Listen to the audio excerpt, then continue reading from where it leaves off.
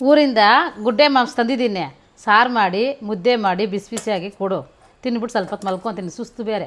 ಹೌದಾ? ಸರ್ ಹೋಗಮ್ಮ ಮಾಡಿಕೊಡ್ತೀನಿ.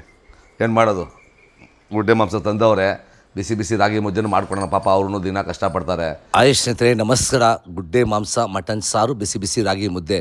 ಖಂಡಿತವಳು ಮನೇಲಿ ಹೆಣ್ಮಕ್ಳಿಗೆ ಜ್ವರ ಗಿರ ನೆಗಡಿ ಏನೇ ಬಂದ್ರೂ ಗಂಡು ಮಕ್ಕಳು ಸಪೋರ್ಟ್ ಮಾಡಲೇಬೇಕು. ಯಾರು ಸಪೋರ್ಟ್ ಮಾಡ್ತೀರಾ ಕಮೆಂಟ್ ಮಾಡಿ. ಕುಕ್ಕರಲ್ಲಿ ಮಟನ್ ಹಾಕಿ ಸ್ವಲ್ಪ ನೀರು ಅರಿಶಿನ ಹಾಕಿ 4 ವಿಸಿಲ್ 5 ವಿಸಿಲ್ ಕೂಗಿಸ್ಕೊಳ್ಳಿ.